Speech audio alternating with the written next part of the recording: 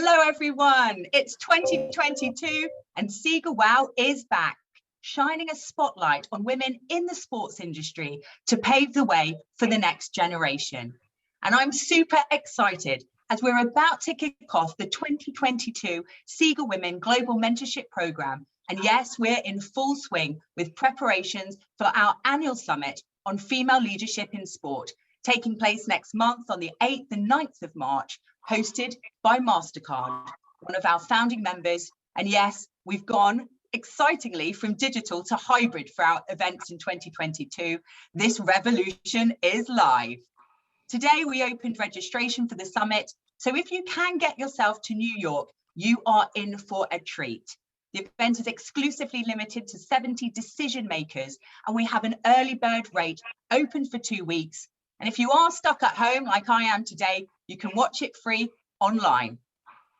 We do ask that if you want to donate, small or big, it's greatly appreciated, as all monies raised are invested back into the Sega Women programme, and the purpose is to create more leadership opportunities for young female leaders in sport. So without further delay, welcome to our 8th episode of Sega Wow Women on Wednesdays, the show dedicated to exactly that. You know who I am. I'm Katie Simmons. I'm the Global Chief Operating Officer at Sega, and I'm Managing Director of the Sega Women Global Mentorship Programme. And today's topic is pertinent for those participating in the modern sports world, and it's here by popular demand: a life after sport, athletes transitioning careers. And several athletes in our network requested this session, so here it is. And I'd like to just start by thanking our global media partner, AS, for broadcasting the show on their website and for this first episode of the year. So let's get WOW viral, people. We've got an eclectic mix of athletes from football, from rugby, water polo, artistic swimming, and basketball today. And I'm joined in the first half of the live show with 2 athletes that are working in executive roles in the sports industry. Jodie Cunningham, she's the St Helens and England player, and she's National and Women's Girls Development Manager at the Rugby Football League, the governing body. And secondly, last but not least, is Sonja Petrovic. She's a basketball legend from Serbia who has competed in the EuroLeague, the WNBA, and the Rio, and most recently, the Tokyo Olympic Games. Sega Wow's interactive. Send us your questions to our guests in the live chat, and watch out for 2 amazing gift giveaway questions with a chance to win a scholarship on the 2022 Sega Women Mentorship Programme, and also an exclusive book on today's topic. So watch out for those. Follow us at Sega Alliance, hashtag Sega Women, hashtag Sega Wow. So put your hands together, people. It's now time to wow. Jodie and Sonja, welcome to Women on Wednesdays. Great to see you. And I'd like to start with you, Sonja, just to give us a flavour of your amazing career to date, and how have seen you playing all around the world, and to give us an understanding of what your biggest achievement in the basketball court has been. Thank you, and it's great to be the part of this amazing event. Now when I look back, obviously it looks like a long journey and a long road, but obviously my career, as I think for the most girls, started out from a dream, dream to go, go far, but mostly to just enjoy the game that you love. So when I was really young, I never even imagined that I will end up one day winning Olympic medal or winning, multiple championships. But obviously, I do consider myself really lucky that I had great people around me that helped me really a lot during my career in making tough decisions, because I do feel as a professional athlete, you will be on a lot of crossroads when you're choosing which club you will go to or which country. And it's always helpful to be, supported by, the good people. And I was really lucky that my family was my, main support, coming from a family where my dad had experience in a sport. So he was there to, give me advices when it was necessary. So my journey took me, through several countries. And I do think those were really great countries to live in, from Spain, where I've been in Barcelona and Girona, then France, Czech Republic, Prague, Russia, Moscow, and twice in States, in Phoenix and Chicago. And in all those countries, obviously I won a lot of titles and games and medals, but I do consider that it really helped me to kind of broaden my views, learning a lot of different traditions, cultures, people, everything that helped me to be the person that I am today. So, I do always now, when I'm done with my career, emphasize that I accomplished a lot, and basketball gave me comfortability today to make decisions that I want and I like, and not that I'm made to do. But at the end, all the value that I carry is from the people I met and experiences that I had.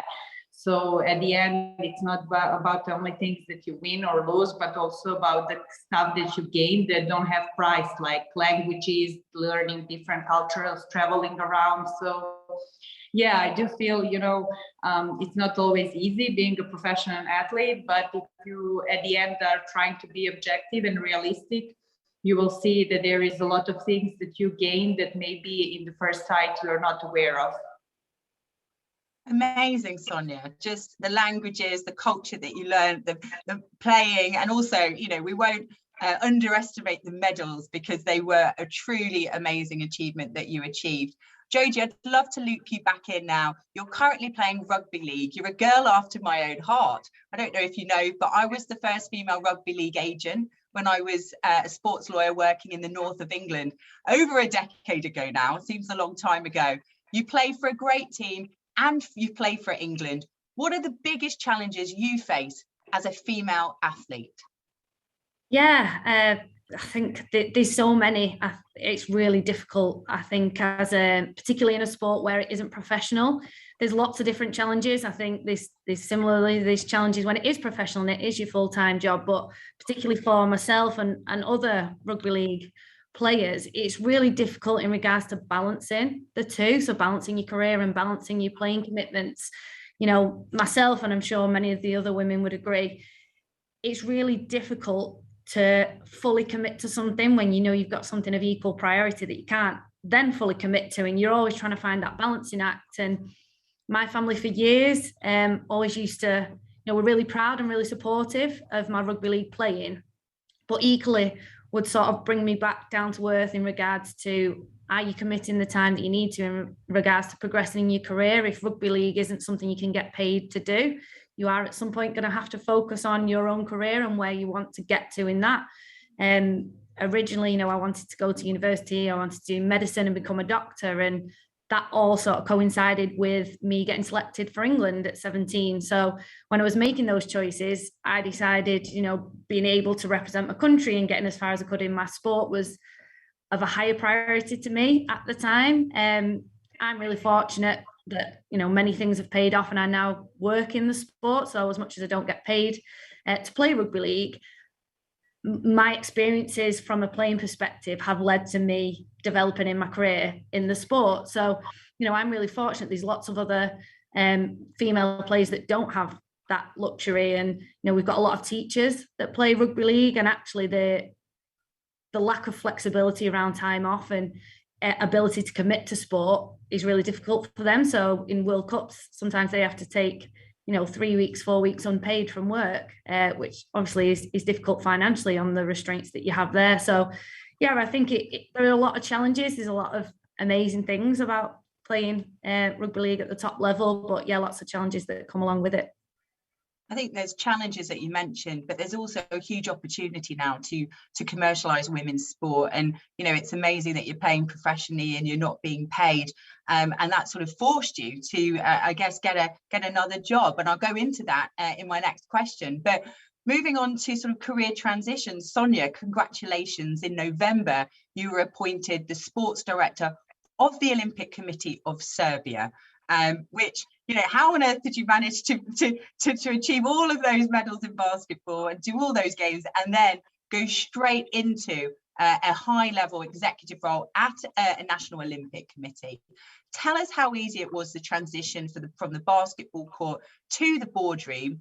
And who supported you on this journey? Jodie mentioned her family when she was growing up, giving her that grounding, and you mentioned it as well. But on the journey, you know, who else was there? And did you have a mentor that helped you sort of lead the way when making those choices? Yeah, obviously, when I look now back, I haven't imagined that my transition after Korea will go so smoothly and fast. But I do consider myself pretty aware for what was coming next during my career. As I said, you know, my family was there all along the way, and they did mostly similar job to the Jodie. They really kept me grounded. In the end, you know, being in a women's sports, it's quite different, you know, because you never know how much you will get paid back, and if that will be for life or just for, you know, temporary solution. Then also rarely it's, you know, opportunities that will save you for the whole life.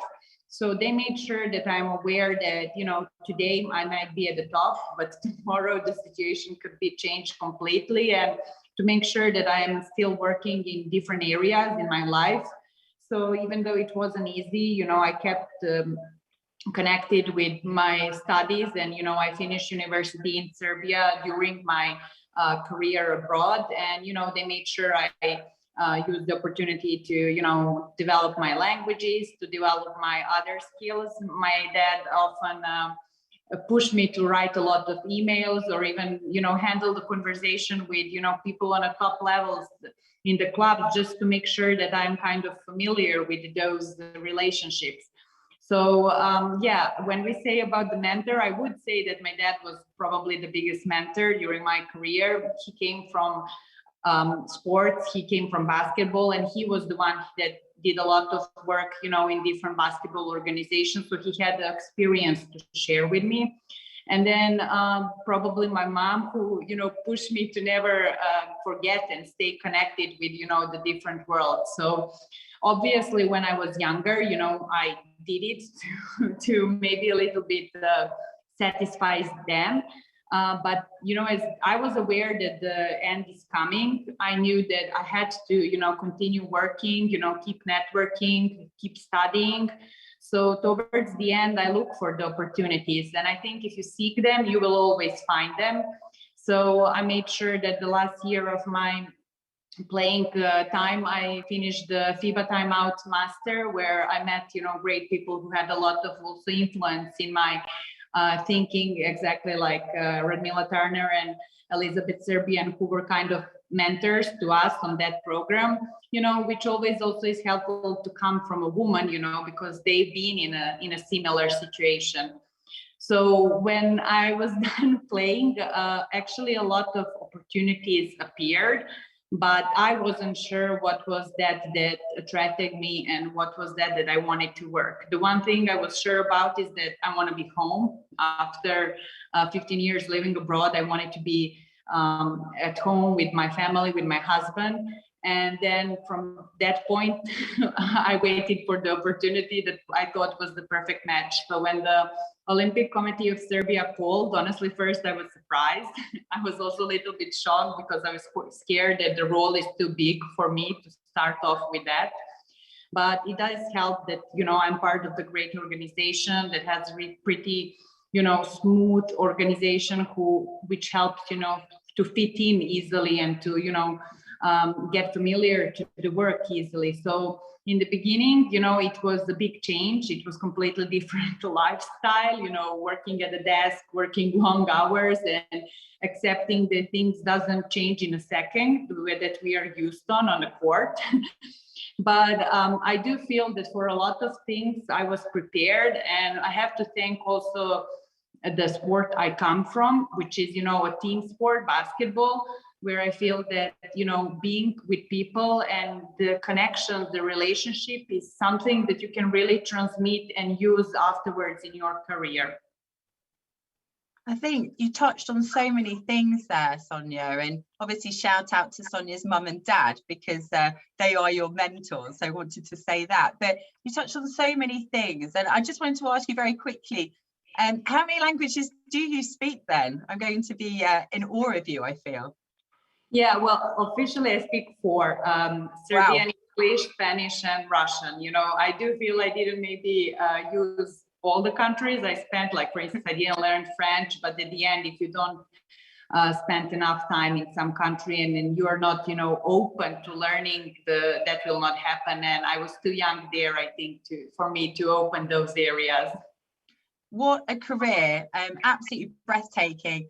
Jodie, I'd like to just bring you back in because you're working in your sport, in the governing body for Rugby League.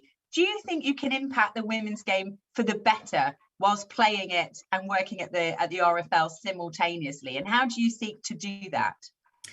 Yeah, 100%. It wasn't necessarily an opportunity I ever thought would come about. It's not something I necessarily worked towards with it as a goal in mind. It all sort of came about a little bit through chance. Sonia mentioned how unpredictable sport can be, and it was through an injury that I got before the World Cup in 2017. So I ruptured my ACL, so was out of the sport for a little while, and basically was just wanted any reason to just find my way back into the sport and just be involved in one way or another whilst going through rehab and recovering from the operation.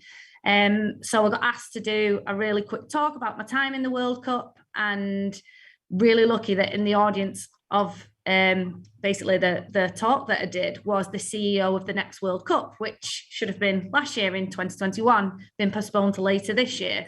And he came up to me off the back of it and said, we're running men's, women's and wheelchair tournaments together for the first time in the sport's history. It's going to be the biggest we've ever delivered, and we'd love to have a women's ambassador on board. So, my route into the administrative side of the sport came by chance, and off the back of being an ambassador and turning up to events, ended up working full-time for the World Cup, which gave me the experience then to come into the RFL as the governing body. And I think one of the main reasons that I was probably chosen to take on this role was because of the fact that I am a current player. I've been through all the pathways that have been involved in girls and women's rugby league, and therefore can speak from experience.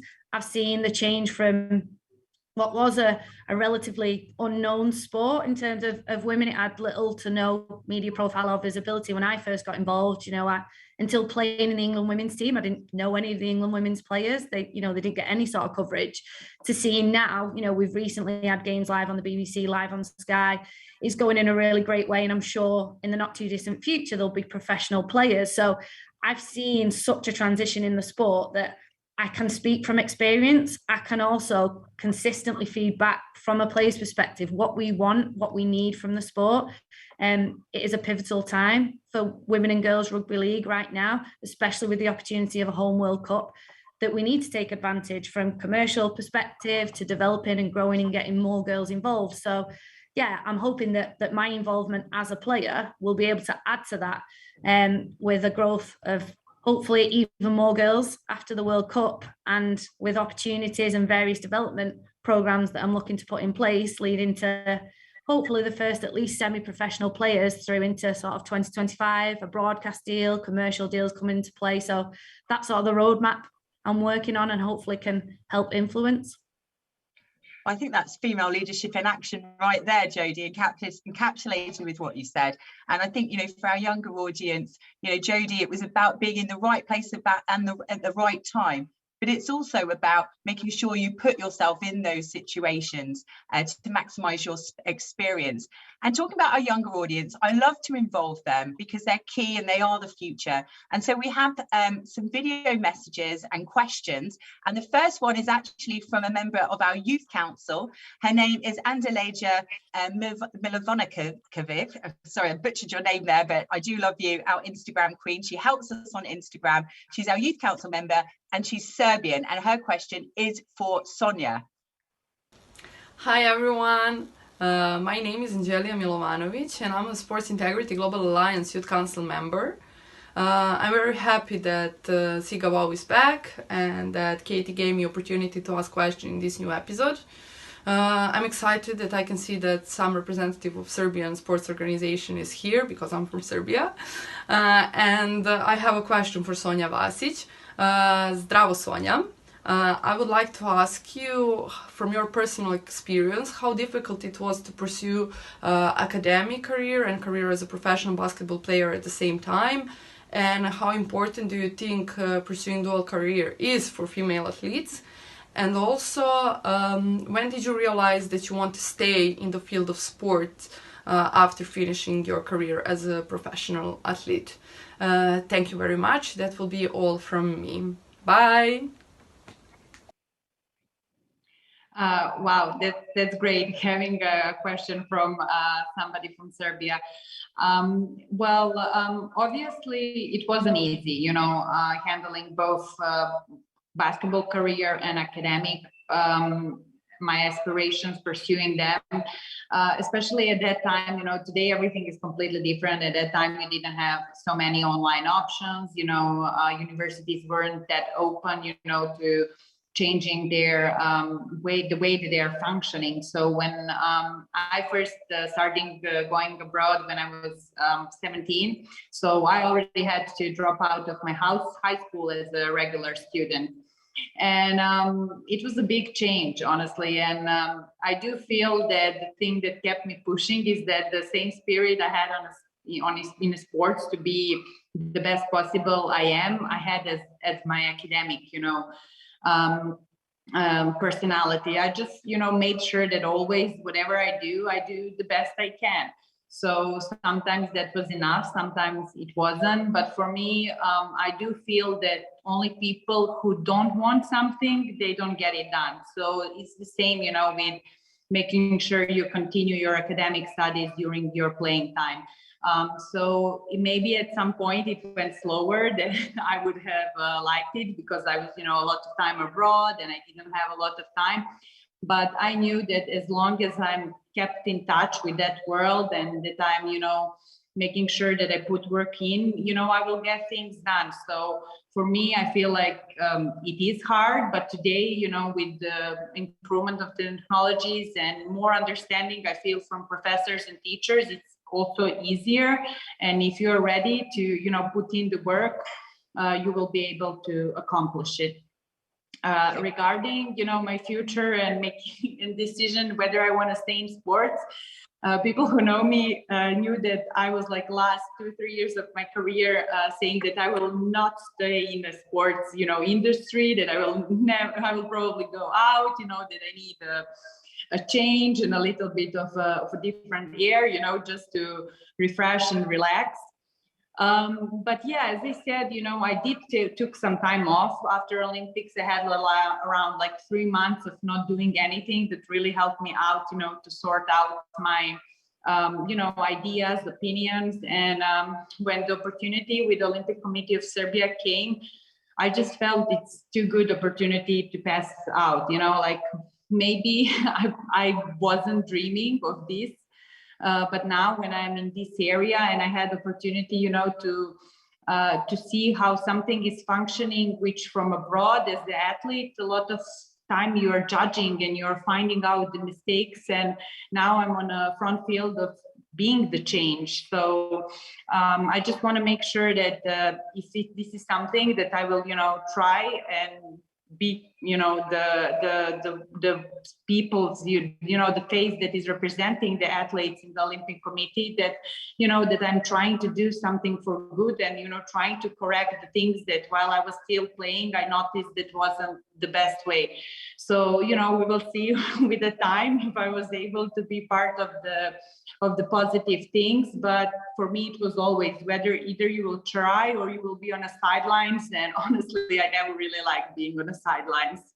I can't imagine you on the sidelines, and it sounds like you're going to really push the sports governance for the Serbian National Olympic Committee, drawing on your experience as an athlete. We now have a video question for Jodie from someone very special who's contributed to this episode. Her name is Reem. She's going to introduce herself better than I can. She's a journalist at our global media partner, Diario AS, and she's also a former Olympian. Over to you, Reem. Hello, everyone. I'm very happy to be part of SIGA's 8th episode of Life Within and After Sport / Career Transitions. I think it's a great topic that isn't talked about enough, so I'm very excited to just hear what all our amazing speakers get to say today and get to share and enlighten us with.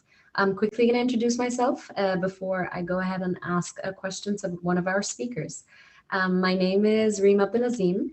I am a journalist for ASUSA, and we are a very proud media partner of SIGA. I'm also a two-time Olympian for artistic swimming and the former assistant coach for the United States senior national team of artistic swimming. I've had several years, I mean, over 15 years of experience as an athlete in synchronized swimming, which is what it was called in the past. And I've transitioned to a coach, and I've coached on many different levels for 8 years, on a collegiate level, on a club level, and finally on national team level. So I've certainly had very interesting and very different experiences for so many years, especially because my experiences for maybe half of the time that I started as an athlete was in Egypt, which is where I'm originally from.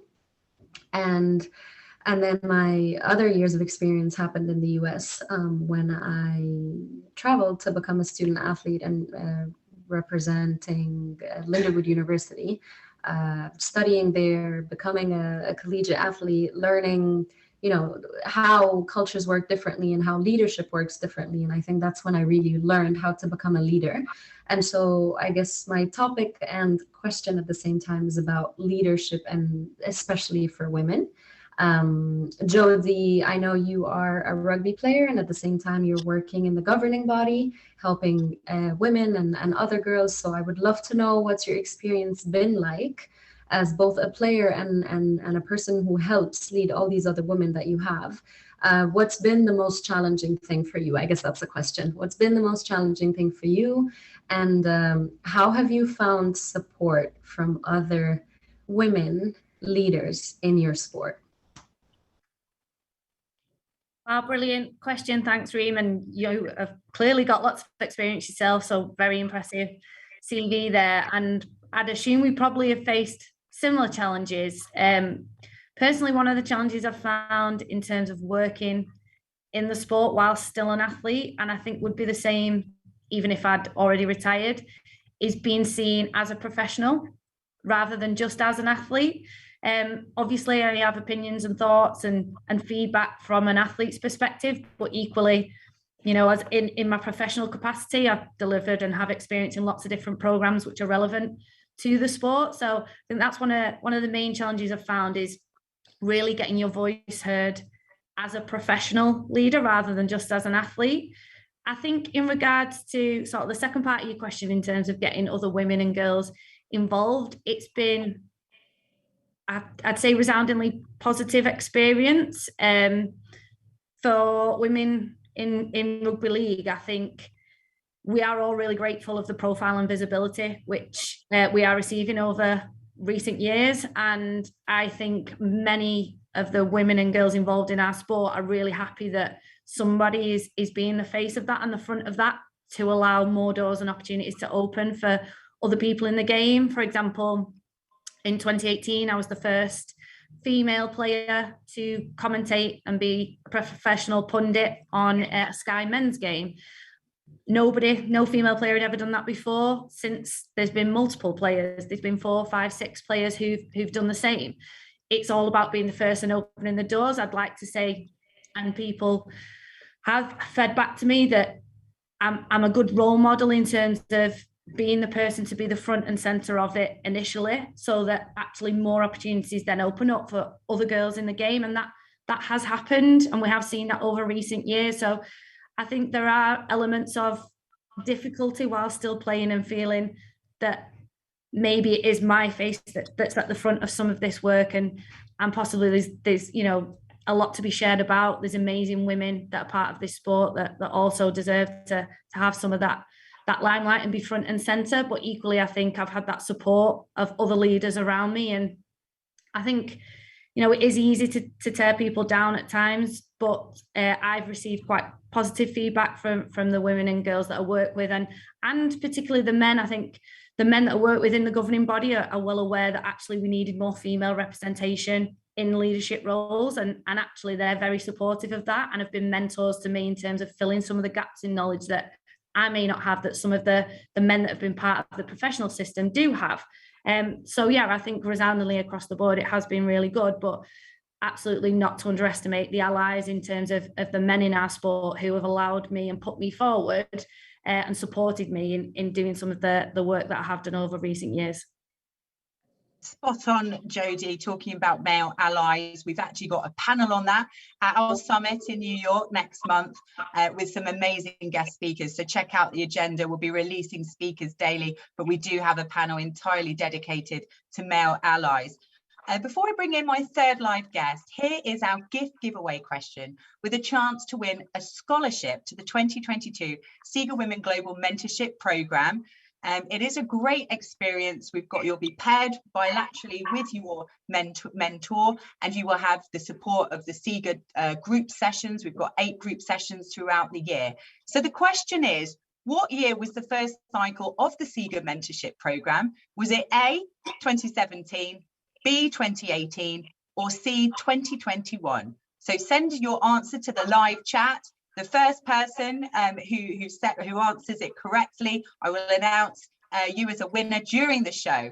So without any more delay, it is my pleasure to bring the science to the show. We've heard from the athletes who have and are transitioning. So now we're going to hear from Dr. Kirsten van Heerden. She's joining us from South Africa. You're a South African national team swimmer, and now you're impressively a sports psychologist.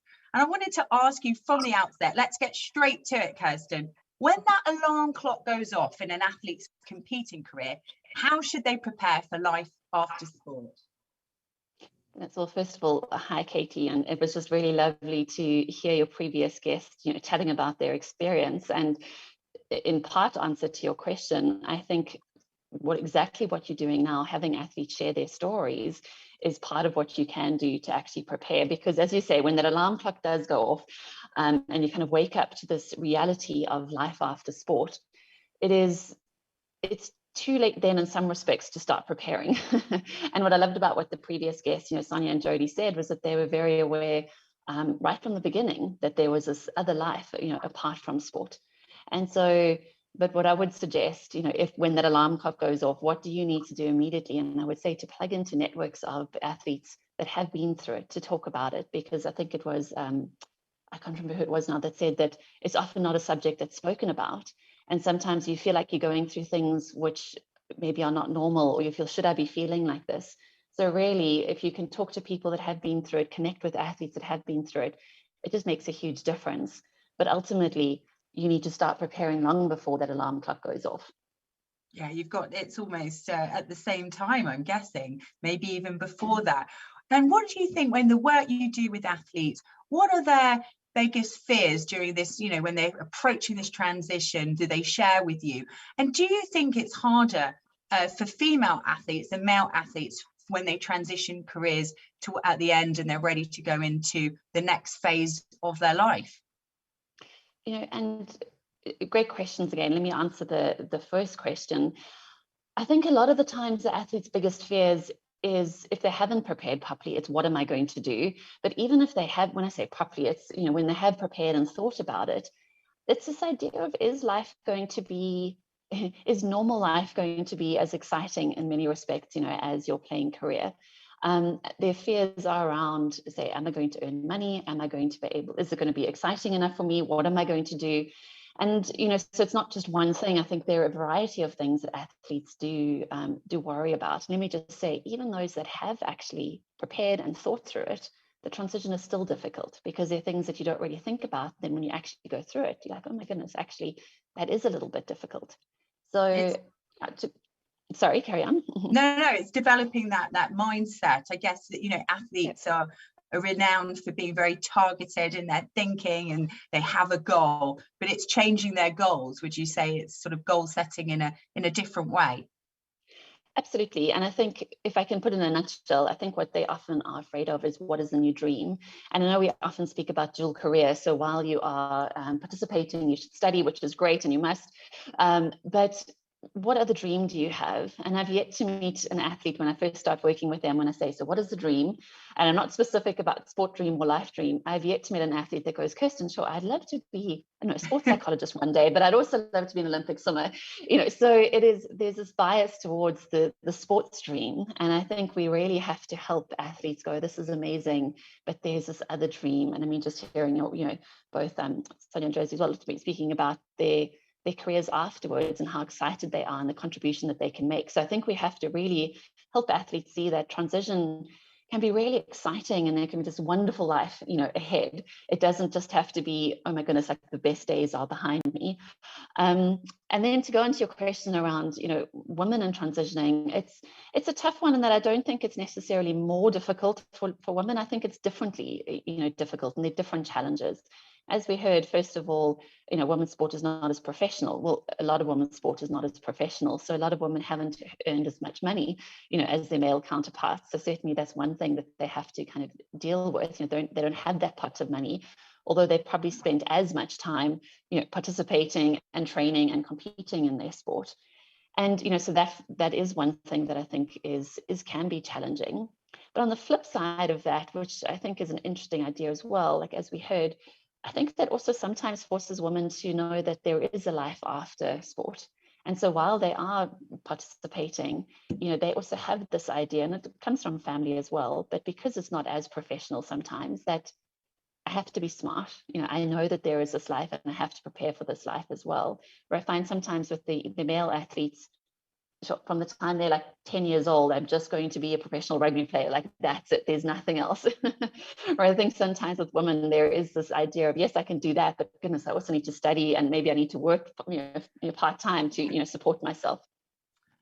Multitasking from the get-go, I would say. Yes, you teed me up perfectly with the next question, because you mentioned dream, and you've written a book, and I love the title. It's called Waking from the Dream, and you're generously giving it to us in the gift giveaway. Can you tell us the question? And again, if our global audience can, in the live chat, include their answers, we will be sending the book to the fastest person to hit that button. Yes, absolutely. So the question is, when should an athlete prepare for their transition out of sport or their retirement? So A, is it at the beginning of their careers? B, is it when they get injured? Or C, is it at the end of their career when they know they're going to be retiring?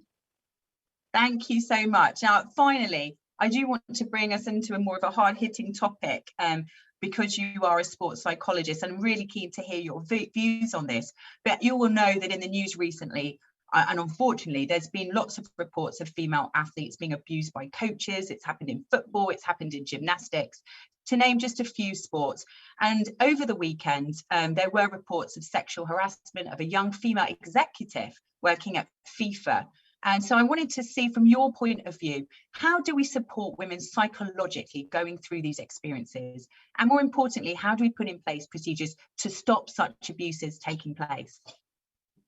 Yeah, and again, this is such an incredibly important topic. And as you say, over the weekend, the news that broke, and certainly in South Africa at the moment, this issues of safeguarding is very topical and very important to say. In a number of sports, there are coaches that have been accused of sexual abuse and sexual harassment. And I think, and this is what I love about what you're doing, it does often boil down to governance as well. And we've seen some in the sporting codes in South Africa, there's not the political will to actually, there might be policies in place, but there actually has to be the political will and the governance and the will behind that to say we need to do something about this.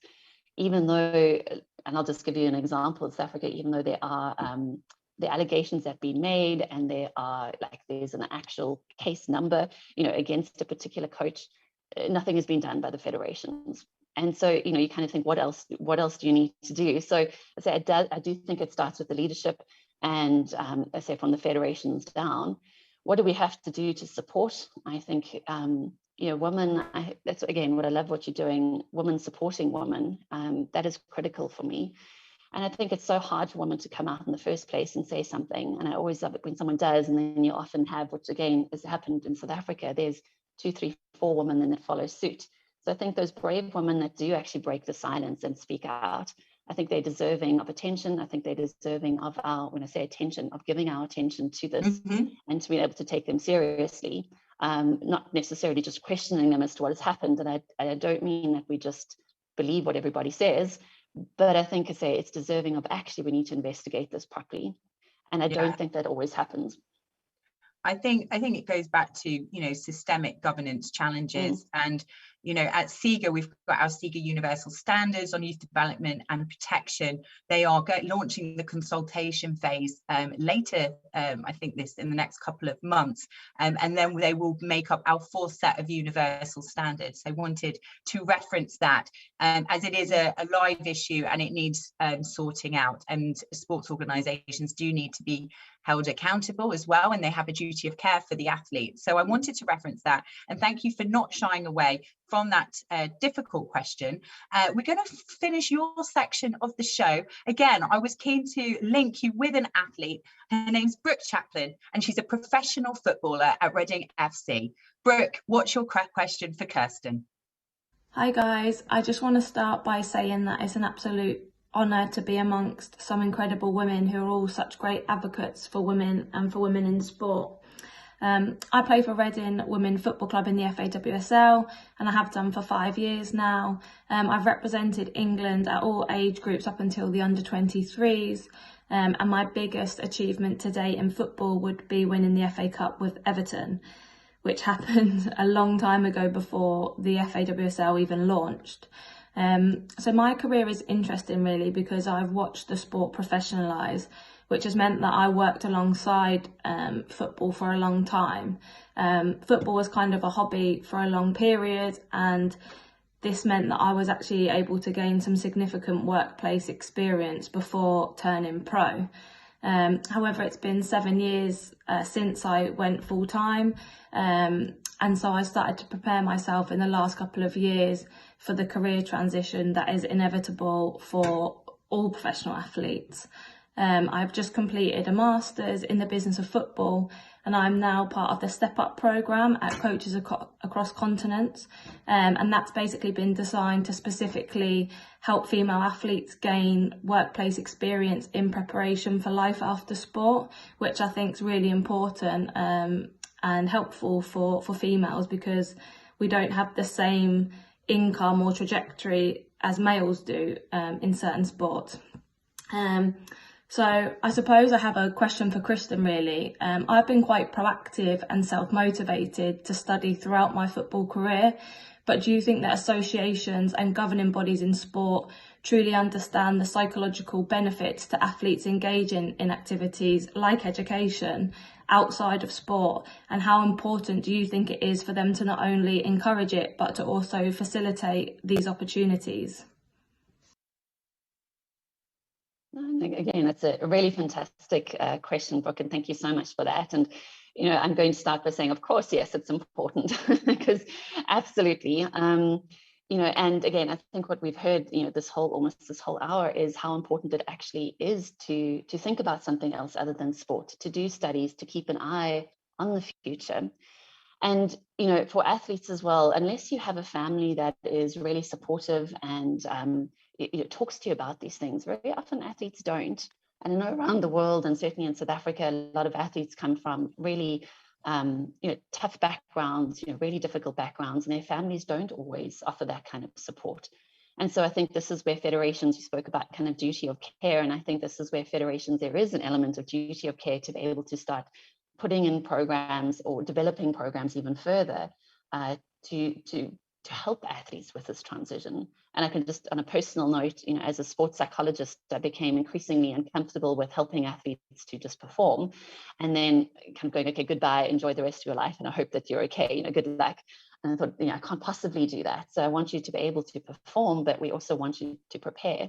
And definitely federations have to be the ones that step in and offer athletes these opportunities. And let me just say as well, it's not just about studying, it's really important studying, but it's about helping athletes understand themselves, know what they're interested in. I say, know what they want to dream of one day. And studies is great, but I know too many athletes that have studied, but when they transition out of the sport, they still battle because it's not really what they want to do. Or they haven't really thought through it properly. So I'll say it again, for me, it's what federations and clubs and organizations need to do is start speaking to athletes about what is your other dream and how do we help support you in that? Fantastic advice, Kirsten. It sounds like the federations should get you in to be a guest speaker to their teams. It sounds like you've got brilliant wealth of experience. Thank you so much. I will be answering or disclosing who won the book shortly, but we're going to go to a different segment of the show, and this was courtesy of Reem and AS, and we're going over virtually to Spain, where I got to catch up earlier this week with a legend who is one of Athena's most decorated female athlete. She's a 2-time Olympic artistic swimmer, and her name is Ona Carbonell. So let's check out my chat with Ona. Una, buenas tardes. Hola, welcome to Siga Wow. We're so excited to have you on the show today, and you are still very much on the top, competing at the highest level of your career. Is there a moment to start thinking about life after sports? And how do you deal with so much success and ambition to win more, and at the same time plan ahead, hopefully, your distant retirement? Hello, good afternoon. Thank you to invite me here. It's an honor for me being here. I think the base of everything is the lessons you learn. I think I have a lot to improve, and I think one of the most beautiful things in life is to learn from the people and from the situations. So the ambition continues because I think that I can still improve and I can still grow. And sport will continue to help me grow as a person too. And the balance in my life, it's all about doing everything with passion, with character, and a lot of work, obviously, work, and always with a big smile. I think it's important to smile always and be positive, no? And always dream big too. Dream big with a big smile. I love that. That's amazing. I just want to fill our guests in on, tell us about your career potentials, because it's a different type of sport, artistic swimming. Can you tell us a bit about it? About artistic swimming? Yes.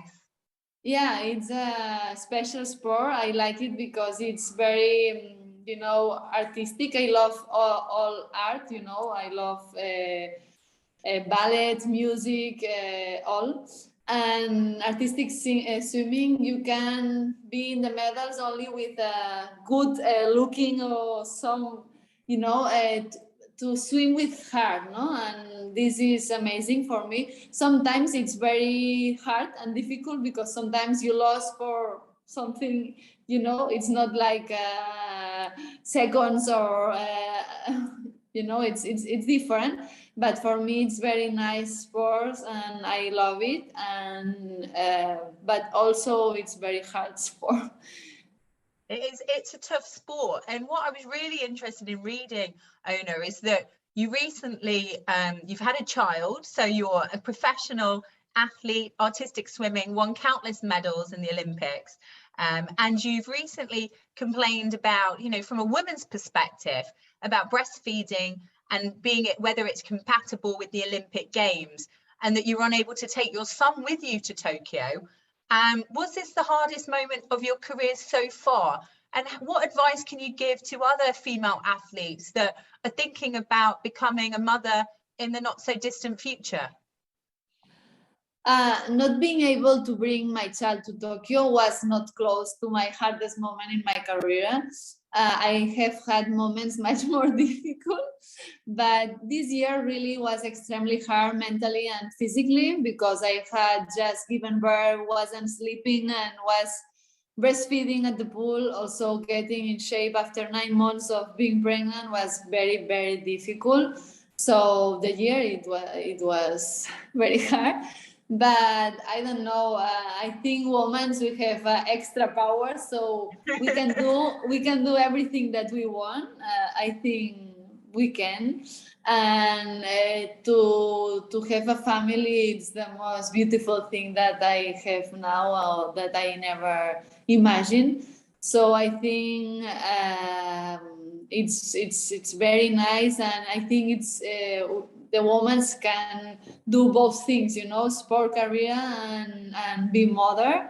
It's very difficult. We need to grow up and we need more facilities. We need more information because when I decided to come back to Tokyo, very fast after giving birth, Kai, we look a lot with my coach, and it was not information about breastfeeding and training very hard, or we need more facilities, more information, and I think much more mothers and much more athletes will be mother. No? Yeah, more awareness, more people seeing you around the pool with your child, knowing, God, that is possible. I think that's amazing. And I think that, it's really brilliant and honest of you to explain some of the battles you face, just getting back into shape after pregnancy, something that a man doesn't have to face. Obviously they face other things, getting used to a new child, but I think those realities are difficult for a woman and very specific to being a woman. So I think it's brilliant that you're sharing that experience, because it's the realistic and also the honest thing to do. And I think a lot of women can feel some hope that you've managed to do it, and you're here with that big smile on your face. Do you think athletes talk about during their careers about having a family, and what are the biggest fears you've acknowledged from other athletes, and your own fears on life after sport, and even just juggling motherhood and other things, education, studying? That came up in one of my earlier discussions on the show. How do you do it all? It's not easy, but one important thing is my coach give me all the power. She did that. I believe in myself that I can do it. So I'm grateful of my coach and of my partners. This is a very important thing, because one of the difficult things is that when you are a mother, I think all the people look you different, like, you will not be the same, because you are a mother, and maybe you will not get medals, or maybe your body changed too much. I don't know. I don't explain good because my English is not good, but I try to explain. No, it's brilliant. Your English is great. And just so everyone knows, obviously, Ona's Spanish, but she's speaking in English, and it's much better than my Spanish, which I couldn't find. Thank you. It's important to have help if you in your team, with your coach, with your partners, and also your family. I had a lot of help, and also now to do it possible. But it's not easy. Last year, a lot of times I was in limit and thinking, finish, I can do it, no? But finally I work more, and finally we did it, no? But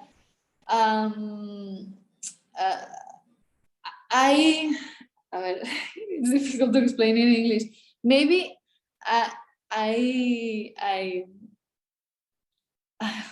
I don't know how to explain.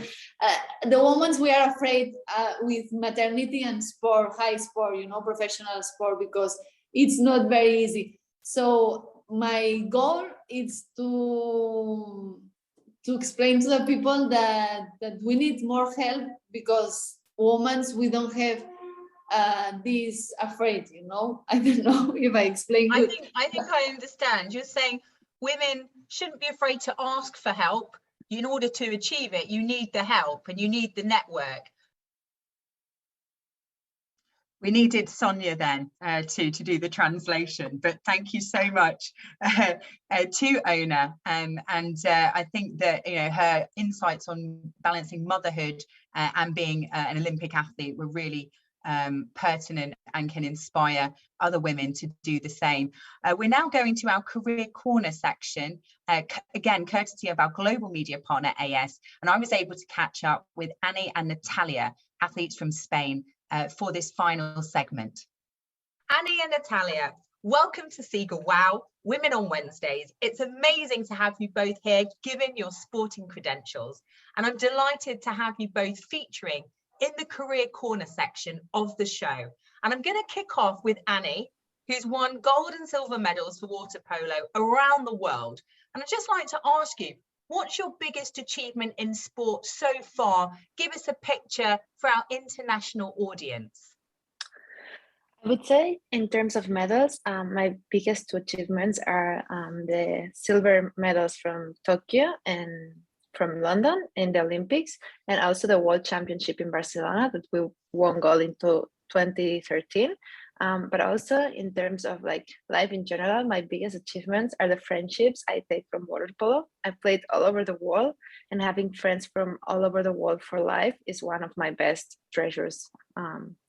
I love that. I love that, Annie. So global network of brilliant friends around the world through your athlete competing career. And as you mentioned, you're still actively competing. Are you encouraged to think about life after sport when you're still an athlete?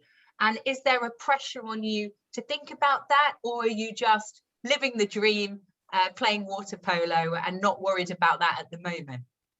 Yeah, well, when I was younger, I was like more focused just on water polo, but right now I'm playing for CM Mataró and the Spanish national team, but also thinking about my future. So at the moment, I'm working as the international relations for BILPA, which is a water polo, like the Barcelona International Water Polo Academy. And what I do basically is help athletes from all over the world to have the opportunity to study and play water polo in Barcelona. So it's a good way, like I'm connected to my sport and I still like getting introduced into like the jobs. I think what is absolutely incredible and what I'm learning is that, you know, female athletes, they're doing dual careers whilst competing at the highest level like yourself. And I just think it's brilliant that you're paving the way for other young women, well, and male athletes as well, to do the same. Natalia, I'd like to move to you. You played football at the highest level in Spain for the women's national team. It's well known that the women's game is behind the men's game commercially from a revenue perspective. Did you feel pressure during your playing career to find another job after sport? And how did you balance that with your training? Yeah, most of my career I was trying to study and playing football at the same time, and it was hard for me. Indeed, I left the national team for 4 years, and then I was lucky to come back before the World Cups in 2015. But because it was hard for me studying during the camps, and it's very hard to balance both things at the same time, but you cannot forget that your future is as important as your football career. I mean, really wise words, those last few words that you said. Do you think there's more pressure on women than male athletes to do that career due to the lack of money in the sport? Yeah, if you compare the money that the men are winning in football, you cannot compare with women's. That is impossible. And all the women have to think about their future because they cannot win enough money to live without working. I think that there's a huge challenge to catch up. Any ideas on how we can make the women's game more commercially viable to attract more revenue? What are your thoughts given you were playing? How do we get more commercial partners on board? Well, the main problem in Spain is the media right, because now there is a huge fight between our federation and the clubs. And it is the most important for women's football in Spain is to watch a football match on TV. This is the most important thing for us. And this is the best way to show the world how we play. So we need to stop fighting for the media rights. Yeah, I believe that we should separate the media rights and not bundle them together with the men's game, and that they should stand on their own if possible. What do you think about that? Well, we cannot compare with men because it's impossible. And what we want is to have the best facilities, the best staff, and the best environment to develop as a professional football. That's what we want. Because if we compare with the most important sport in the world, it is impossible. So the main thing for us is to show the world on TV. So this is important to stop fighting for that. Yeah, get visibility, get more fans engaged, more men and female fans engaged, get everyone interested, I would say. Exactly. I think going on to the career section, your top 3 career tips for female athletes that want to transition at the end of their playing careers. Starting with you, Annie, what's your top 3 career tips? For me, I think it is hard to give advice yet because I haven't been in that position yet, but I would recommend to prepare for the future in terms of studying. And also, for me, it's like being patient, as it will probably be hard to find a job that you will love as much as your sport. And then also for me, it's helpful when I ask for help to people because there are professionals who know and have better understanding of this like transition and will be able to assist any female athlete that wants to go into like the jobs. Thank you. Natalia, what would your top 3 career tips be? And if you were to advise your younger self, what would your advice be? Well, the most important tip for the young players is that they never can forget about their future. They need to play football at the same time they are studying.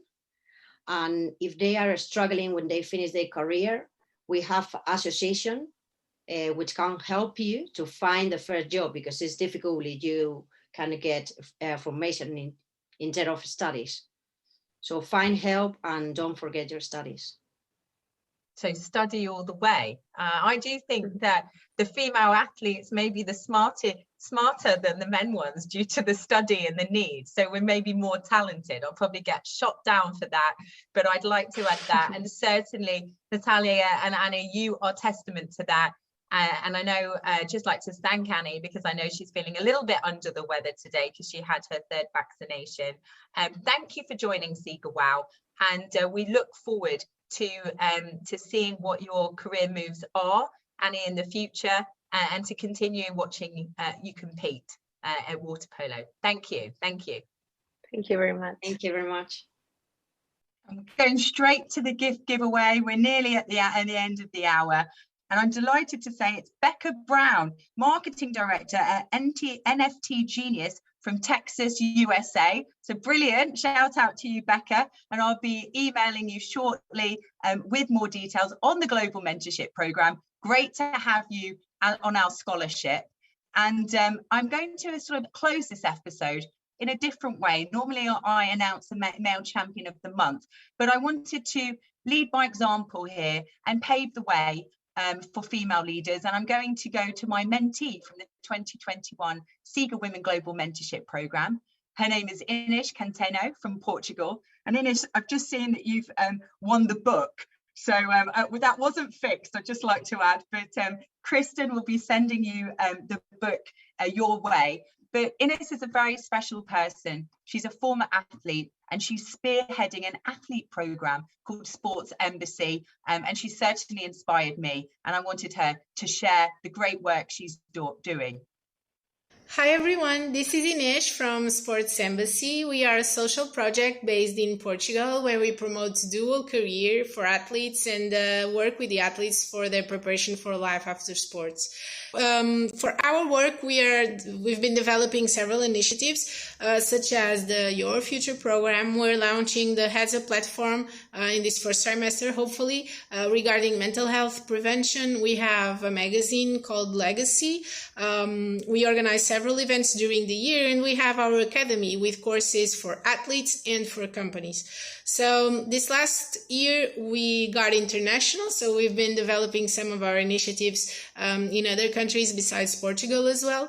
But our work with the athletes, besides the courses we have, it's based on their goals and their needs. So we believe that this preparation, the success of the preparation is a personalized one.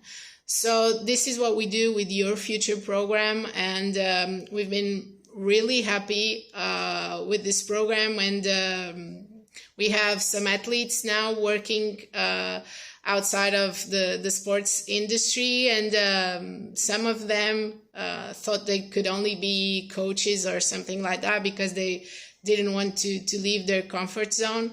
So I'm really honored to share our project with you, and I'm really, really happy to see so many powerful women speaking about this subject, and this is really important for the sports world to pay attention to. So thank you again for this opportunity, and have a great talk.